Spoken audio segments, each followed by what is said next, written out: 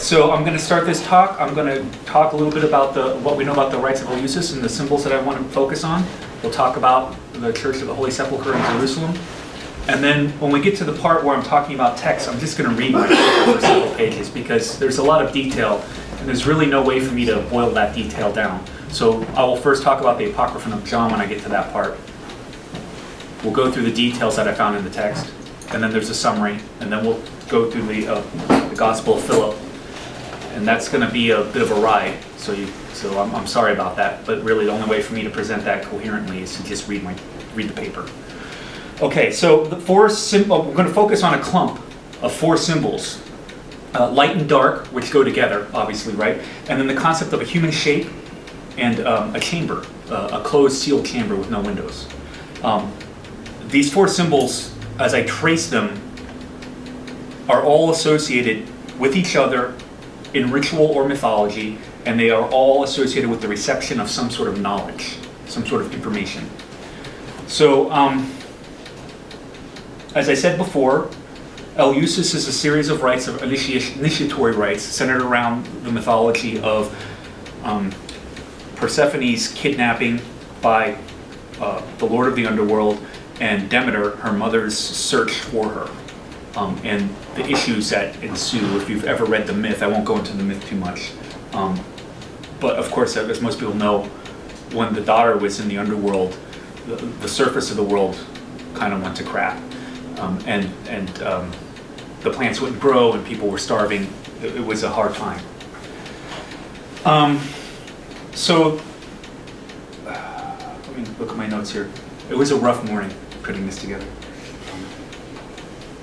So yeah, focus on the rituals mostly focus on Demeter's sufferings that we see in some of the mythology. At the site of Eleusis was a large building. It was extremely unique in Greek architecture. This building was called the Telesterion. This is the outer building. It's a huge hall. No windows that we know of. Probably not. Probably the only aperture would have been doors to get in and out of, and over and possibly like a chimney type in the ceiling, in the center of the hall or off center of the hall, but that would have been associated with the other room, which is inside of this huge hall. That other room is called the Enacteron. So the Enacteron is inside the Telesterion. The Telesterion probably also, we know, had like a forest of columns in it. It's just a huge, chaotic place to be in. It would have been completely dark. The Enacteron was completely sealed off, likely, so there was no light coming in from that. So you have to imagine that you've just spent days getting together at Athens, doing things that we still don't quite understand, like washing a pig in the sea. We're not sure why that was. It's very interesting. Lots of animal sacrifices, a huge parade that would have been exhausting, the breakdown of your social structures and boundaries, just because, of everything that's going on, there's no economic and social class. Lots of somber rituals on the parade, which was, I forget how many miles from Athens to Eleusis. Along the way, there were many sites, sacred sites, little art for like Venus, etc., that they would have done little rituals at. They were being led along by two, assumingly very somber and quiet young ladies who were carrying baskets on their heads. It's a bit of a mystery of what's in those baskets. There's a lot of speculation. They would have followed them for the miles and miles until they got to the complex at Eleusis, and they would have walked through the gates into the walled area, where they did a bunch of other things. One of the things they did was apparently they had a all-night long party. Yay, dance party in Greece. And then at the highlight of this, all this weirdness. So you're exhausted, and your social boundaries are torn down, your ego is probably a little bit bruised, and at the highlight of this, probably at night, though possibly they were also ritually blindfolded, you would have been led into the Telesterion with hundreds, if not thousands, of fellow initiates. It would have been pitch black. If they were blindfolded, their blindfolds were removed, and they were inside this dark hall. Probably some things were said. It's believed that while the initiates were in the dark, as it were, the myth was still being played out around them, even though they couldn't see it, sort of creating a sacred ambiance.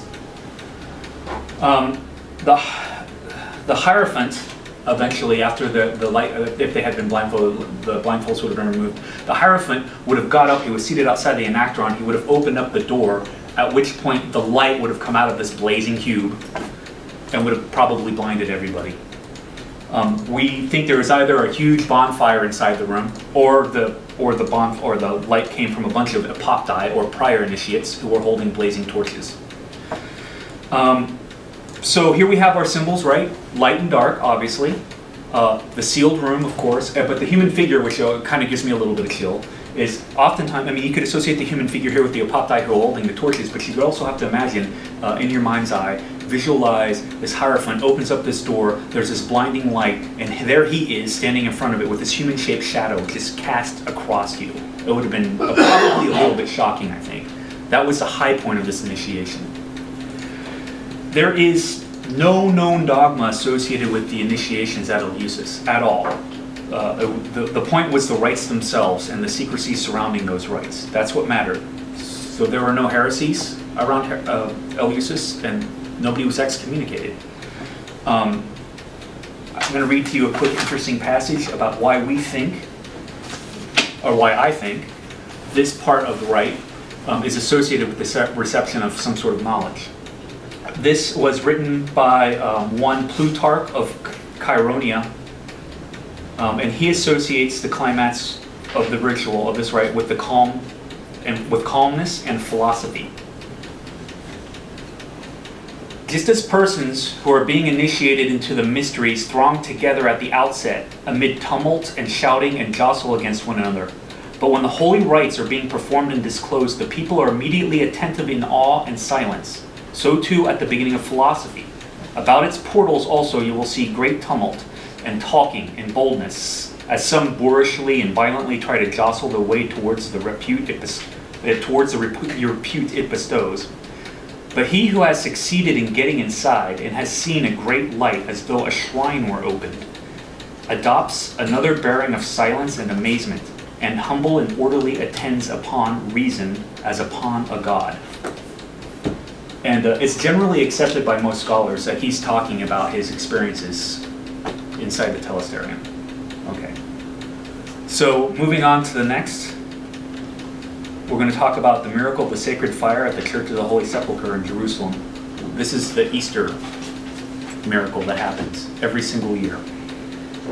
It's the sepulchre is located on Golgotha, the hill of the skull. It's kind of considered to be an omphalos, a sort of navel or center of the world. The church building itself is called the martyrium, and then the rotunda inside the martyrium is called the anastasis. In 348 Common Era, Cyril of Jerusalem preached about how the Holy Spirit had descended upon the disciples here. And that's and in Itheria in the 380s, a woman, a lady pilgrim, appeared. Teaches that the Lord appeared when the doors were shut, which is believed to be a reference to the Gospel of John 20:19-23, which was when Jesus appeared to them in the sealed chamber. So here we have again darkness associated with a large crowd. Well, I should relate the miracle in case nobody's seen it. I'm assuming everybody's seen it, but that's a bad assumption. I had a little bit of a video to show. The Patriarch of Jerusalem, inside the rotunda is where the tomb of Jesus is assumed to have been, and it's completely sealed off. During the regular time of the year, you can go through there, they shuffle you through real quick. It's very quiet, apparently. It's perfectly silent inside. During this miracle, the place is filled with people beating on bongo drums, and they're all carrying torches and candles. It's craziness. You should see these videos. It's chaotic.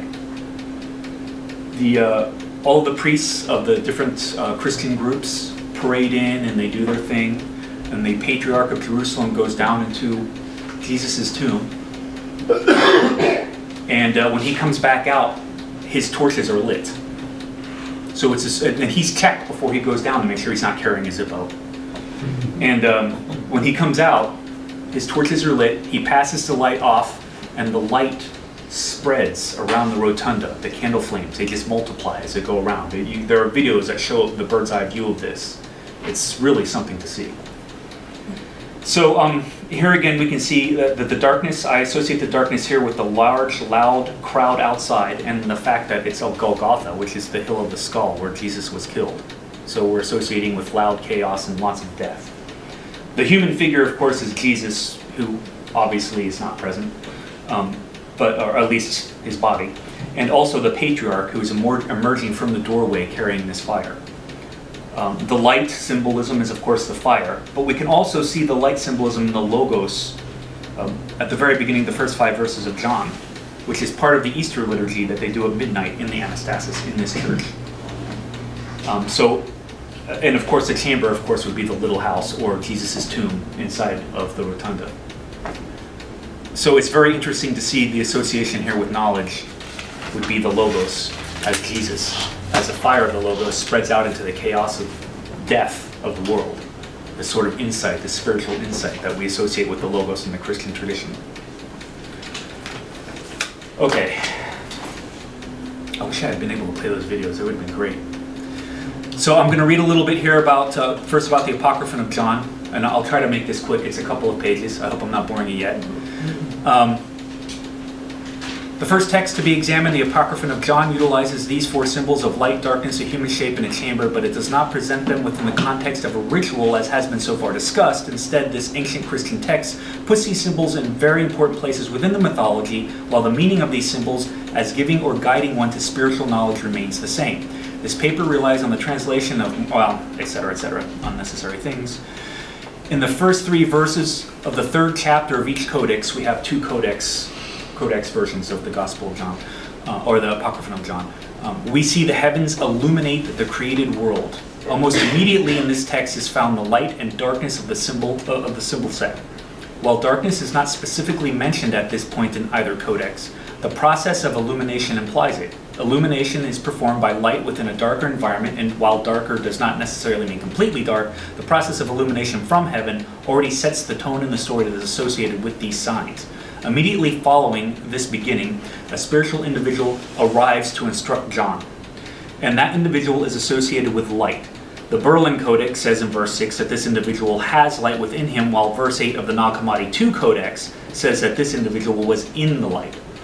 The end of the chapter of each codex, verses 17 to 18 in the Berlin Codex and 14 to 18 in the Nag Hammadi II Codex, relate that the Spirit has come to instruct John, connecting 3 of the 4 symbols, light, dark, and a human, connecting them with spiritual knowledge. The symbol of the chamber will be brought to bear soon. Page 4, verses 3 to 4, chapter 4, verses 3 to 4 of both codices relate the highest form of God, the Father of the All, is composed of light that cannot be seen. Chapter 5 of both codices go into detail about the nature of this Father of the All, and eventually tells the audience in verses 13 to 20 that the thought of this divinity becomes itself a female being that appears in the light of the Father of the All, called Pronoia or Barbello. Ta-da! Here again, the light and human form are associated with spiritual knowledge, particularly with the Greek name Pronoia. Nag Hammadi Codex 2, 12, verse 3, gives a more definite explanation of darkness, relating it with ignorance, and in verses 12 to 13 more specifically defines this ignorance as the lack of knowledge that the demiurge, named Yaldabaoth, has of his own nature. In this story, Yaldabaoth's ignorance is that he is the highest form of divinity. In 1411, both codices acknowledge that darkness is representative of ignorance when they relate that Yaldabaoth's mother traveled through the world created by the demiurge, which is described as, quote, ignorant darkness. Chapter 19 of both codices describes how the angel and ruler created the human body, which is called, quote, a tomb, in verse 12, out of various elements. This verse in the Nag Hammadi II Codex also adds that this tomb of a body is also that is a chain of forgetfulness. This is the appearance of the chamber from the set of 4 symbols in this epic, and as 1915 of both codices informs us, the light of thought dwells inside it, waiting to be activated by human thinking. With this final element in place, the reader is now prepared to understand chapter 21, which relates the outline of the bridal chamber ritual that will be found in the Gospel of Philip in mythological form. The chief ruler is pursuing Epinoia in this chapter of the Apocryphon of John, and she hides inside Adam, the first human. Unable to grasp her, the chief ruler makes an imitation of her and places it with Adam. Upon seeing this image, Epinoia removes Adam's ignorance, and he recognizes himself in the image. Epinoia then appears as an eagle and gives them knowledge. 2133 of the Nag Hammadi II Codex specifically says that Epinoia awakened their thinking as appearing as light. Chapter 26 of the Nag Hammadi Codex II tells a story that is not found in the Berlin Codex, but is centered on these four symbols. After realizing the hard and joyless life of humanity at the end of chapter 25, Epinoia descends 3 times into the dark world. On the 3rd trip, she fills herself with light and enters the prison of the human body in verse 21. She then gives instruction in self-knowledge and seals the educated humans 5 times with, quote, the light of the water. So, I believe this is my summary. At the beginning of this text, 3 of the 4 symbols are related, the chamber not having a place yet quite in the story. They are directly related to the ritualistic function of dispersing knowledge, itself directly descended from its sources as the thought of the highest divinity via this divinity's initial emanation, pronoia, or forethought. Without a chamber for the light to come out of, light and darkness are described in a vague manner as a process of illumination. This rough sketch diminishes the effect of light and dark in this part of the story to the functions of foreground and background, as opposed to a dramatic enlightenment. John focuses on the geography of his environment while in the state of contemplation, and light descending from heaven forces him to change his focus onto the light itself, instead of merely using it to stare at a mountain.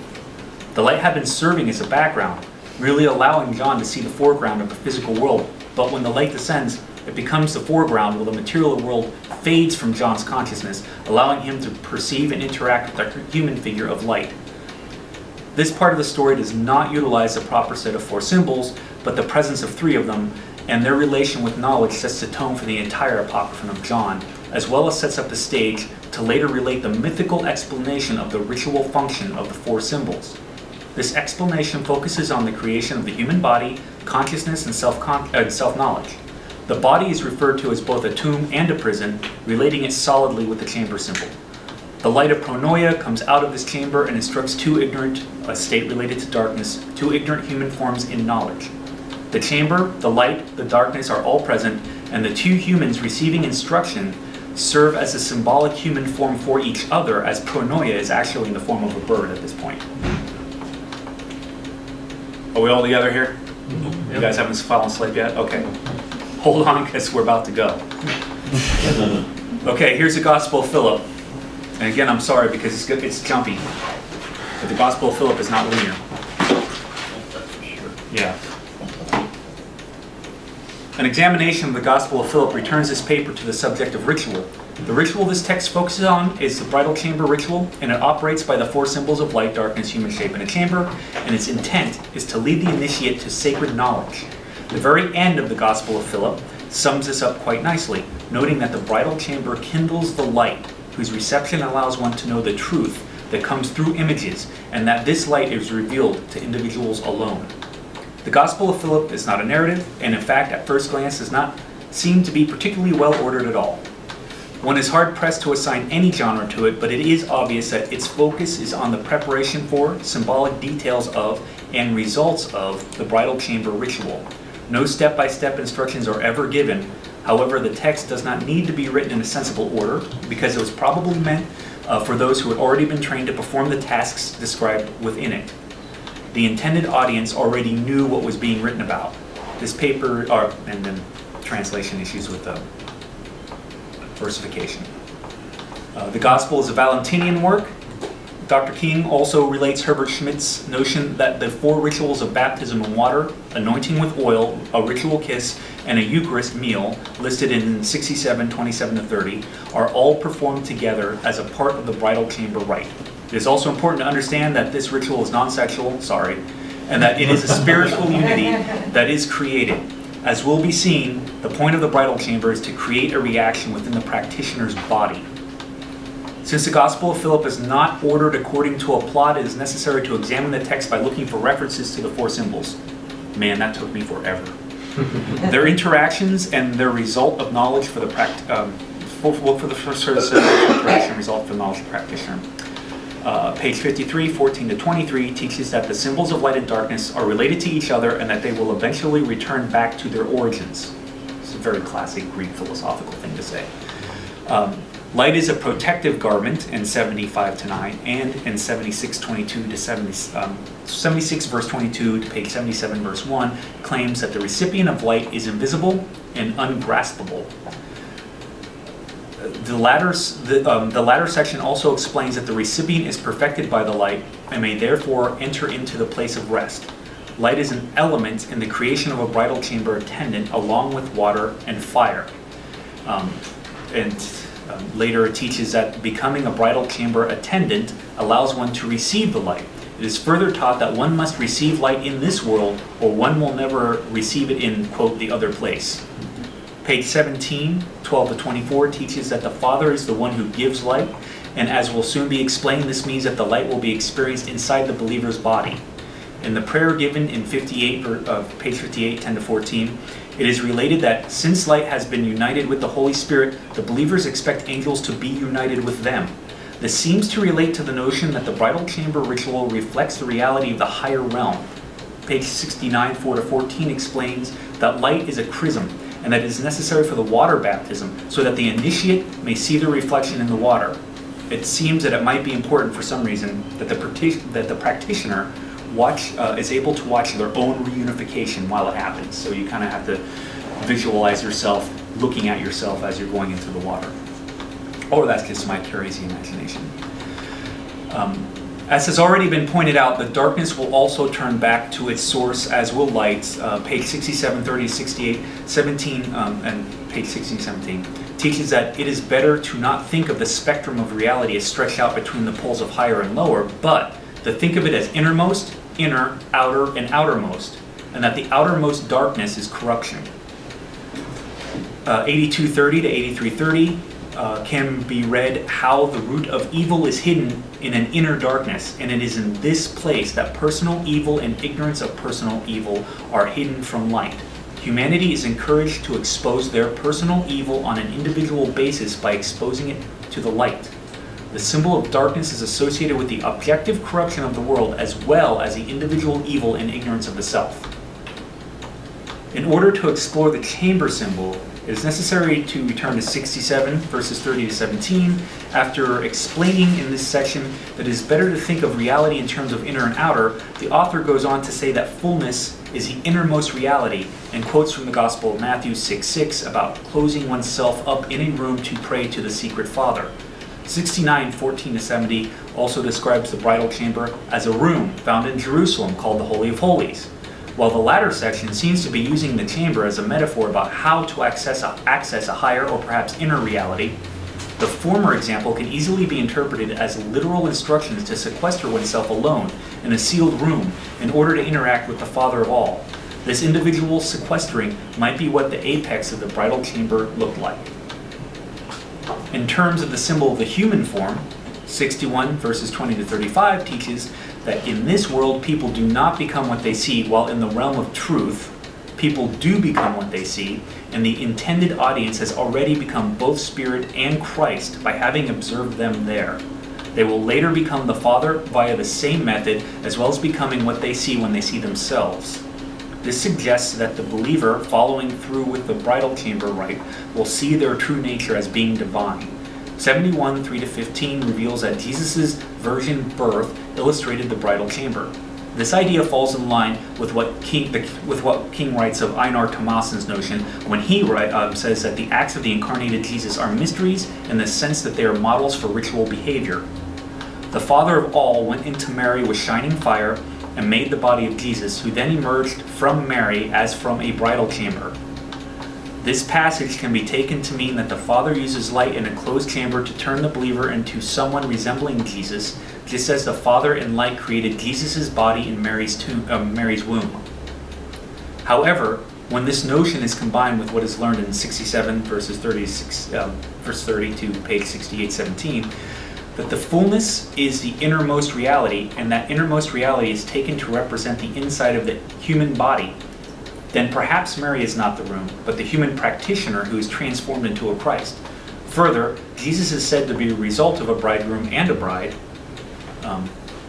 And as 70 verses 9 to 22 has it, male and female are permanently united in the bridal chamber, and Christ is the one who heals their separation. But this does not mean that those two are external to Jesus at this point. Internality is the natural environment of the fullness, and it seems safe to assume that the Father combines with Mary, or the candidate, internally in order to establish the fullness within a Christ. If this is the case, and there are actually two chambers involved in the bridal chamber ritual, the room the rite takes place in as well as the body of the candidate, his or herself. This appropriately follows the pattern found both at Eleusis, where the enactoron is inside the telesterion, and also at the Church of the Holy Sepulchre, where the tomb of Jesus is inside the rotunda of the larger church building.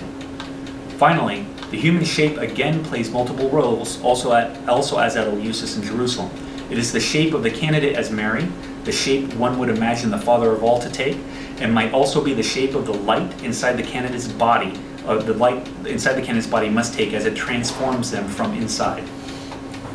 The final element required in this discussion of the Gospel of Philip is to relate how utilizing these symbols lead to knowledge, as is noted in the final lines of the Gospel itself. Certainly the text exhorts the reader to self-knowledge in order to enjoy oneself. In page 76, 17 to 22. In 77, verses 15 to 35, it is related that the mother is truth, the father is knowledge, knowledge liberates. This liberation recalls page 69, 14 to 70, page 69, 14 to page 74, which says that redemption is found in the bridal chamber. Light equals knowledge, and the light is associated with the actions of the Father inside the bridal chamber. Despite all this, though, page 67, 9 to 27, directly says that the bridal chamber approaches the truth that is represented by images and symbolism. In order to achieve knowledge, the bridal chamber ritual utilizes two of each of the four symbols. There is an external and internal light. The external is necessary for the candidate to see their reflection during their baptism in water, while the internal is kindled in the body by the Father of all when the candidate is alone in the bridal chamber room. There is an outermost darkness, and that is corruption in the world, while the inner darkness is the home of personal evil, which is fostered by ignorance. There are two chambers. One is the bridal chamber room that the ritual takes place in, while the second is the body of the practitioner itself, or him or herself. The two human shapes are the shape of the practitioner utilized twice, once in the inner bridal chamber and once as the shape of the inner light will take when it comes to fruition. The outer symbols of an actual room, the body of the initiate, and an external light source are ritually utilized to prepare the individual for instruction and knowledge that will set him or her apart from the corrupt outermost darkness. The initiate's body is two of the innermost symbols, the inner chamber and the human shape the inner light will take. While alone, the inner light fills up the inside of the initiate's body and exposes personal ignorance and evil hiding in the inner darkness. Let's see if I need to read this next part or not. I'm sure we're all hungry. Yeah. One of the things that is hoped the reader will see is just how versatile the symbols of light, dark, a chamber, and a human figure are in pointing people towards knowledge when they are correctly activated altogether. All four examples utilize them in different ways. The mysteries at Eleusis and the miracle of the Holy Fire at the Church of the Holy Sepulchre are examples based on records of actual events intended for large numbers of people. The examples are records of the four symbols in action and association are associated with a single location in each case. Neither the Apocryphon of John nor the Gospel of Philip associates the symbol set with any specific geography. The bridal chamber ritual in the Gospel of Philip is focused on individuals, and the Apocryphon of John is a myth that utilizes these symbols to great effect within its story, as well as tells a story that justifies the use of these symbols in ritual. The information from Eleusis is taken from accounts of experience of the symbols within the context of initiation, while the miracle of the Holy Fire is clearly utilized, but it is not an initiation. I could go on, but I think I'll stop there because I'm hungry.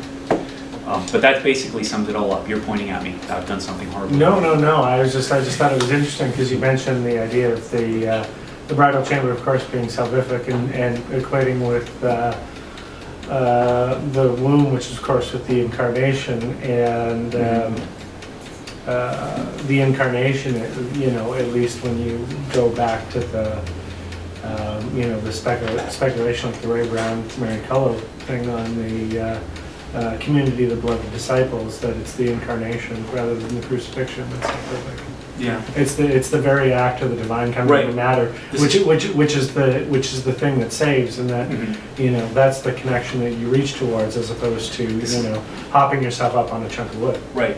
And this is a branch of Christianity that is very different from what Paul introduced. Yeah. Absolutely. And most of these texts are like that.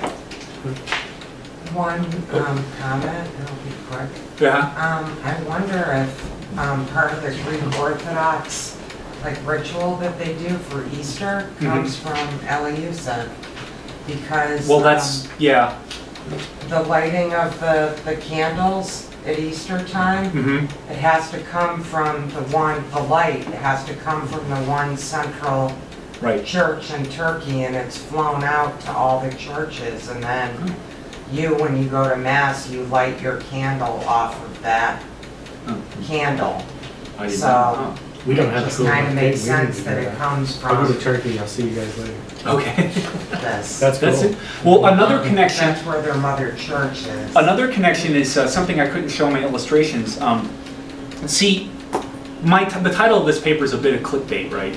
Because I haven't proven that Eleusis has influenced early Christianity at all. There's no smoking gun. We're never going to find that sort of thing.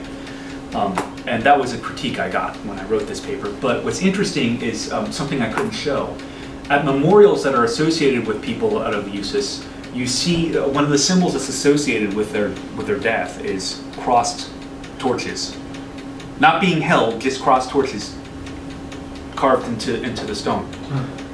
When the Patriarch of Jerusalem comes out, the first thing he does is he crosses those torches. It's super dramatic to see.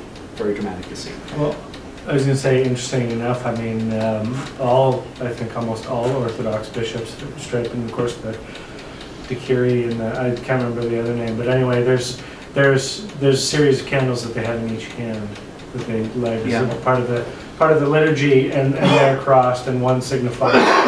They've got a whole. There's everything in Eastern Orthodoxy is symbolism. Like when they bless, they have the they form the word Christ with their hand, right? And then the same thing even in the West, if you're blessing with, there's a question of 3 fingers versus 2 fingers, dual nature Christ, the Trinity, that kind of thing. But they, in a lot of Orthodox liturgies, they bust out the candles, and that's how they do it. Yeah. That strikes me as. But all this stuff's in the back of my brain, and of course it escapes me. What? We'll find you smoking gum someday. Yeah, good luck with that. Interesting comment to cross torches, since Yeah. we're dealing with the Demeter myth. Cross twin torches, Akkadi, leading Demeter through Hades. We think that one of the things they may have done as part of the ritual was that they went searching. That the initiates were given torches to go searching for Demeter at night, because part of the initiation is to imitate the trials and tribulations that the mother has when she realizes her daughter is gone and can't find her anywhere on the surface of the earth because she's been carried down into the underworld. Interesting that would be adopted by the Christians. Well, interesting, but if it was directly adopted, and like I said, that's a big if, it would have just been more inherited. That symbol set would have come when they voluntarily turned over to Christianity. Yeah, and a lot of these sites did that. Sleeping in incubation at some of the sites to heal oneself. That didn't stop when they became Christians. Those rites continued to this day, which is a source of a lot of confusion nowadays, actually, about where these came from and whether somebody stole it from somebody else. When actually the population just converted and they didn't stop. They saw no reason to stop. That's how. I was immediately reminded of the Masonic and other esoteric orders that use the Chamber of Reflection, which is a dark chamber with a single candle and skeletal remains inside. So your idea of the the chamber being the body and the chamber representing light coming from darkness. Oh, yeah. It seems like that's all right there. There's a lot of Masonic type rituals where you can think about one being ritually blindfolded, Mhm. and then the blindfold being taken off, Mhm. and what it is exactly that's in front of you. when Right, the so you blindfold wonder is off. where the influences came from and how they traveled through. Well, there's also the crossed articles, only their bones, not torches. Right, exactly, Yeah. crossbones. Yeah. Sorry. But, well, that's interesting, I didn't think of that. But that's still associated with death, Yeah. right?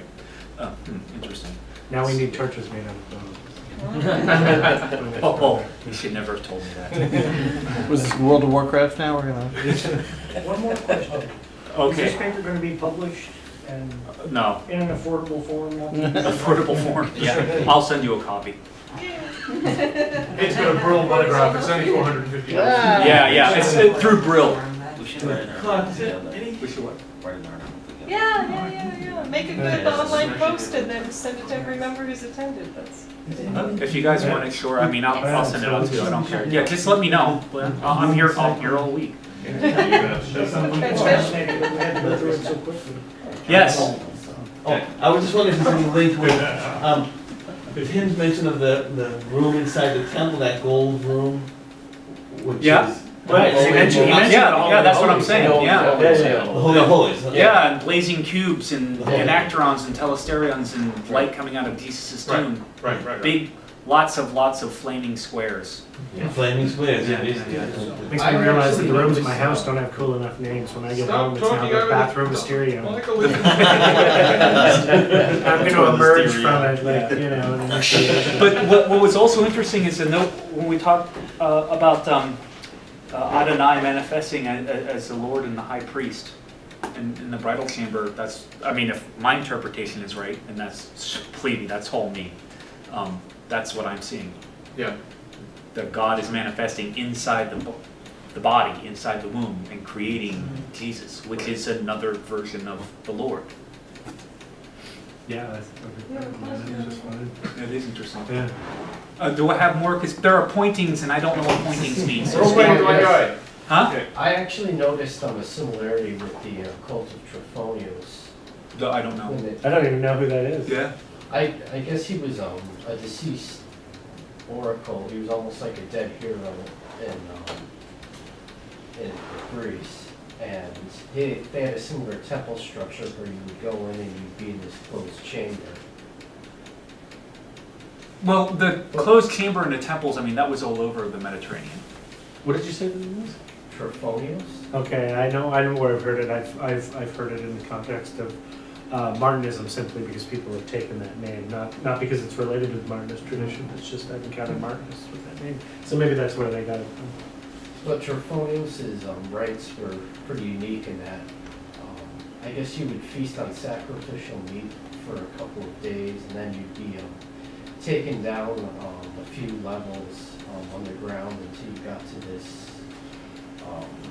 like closed-in chamber to where you almost felt like you were being crushed. And then it was said that you would emerge out of there frightened, but with the oracle received. They went down there to receive the oracle? Yes. So that's how they got information? Yeah. That's it. That is interesting. Yeah, that's what I was asking about, because I'd heard weird things about when they took people down low enough, they were left down there for a certain number of days in the dark, and that there were like weird, like gases down there, and then people would hallucinate in the visions that they had were supposed to be like an ecstatic or Right. holy experience, and, you know. Never heard of it. That's interesting. That's really Delphi, interesting. right? Yeah, the only thing I know about gases coming up out of the ground is that it's the Oracle of Oracle Delphi. Delphi. Yeah, but that doesn't mean that it See, didn't that happen also other connects to places my either. bathroom Mysterium.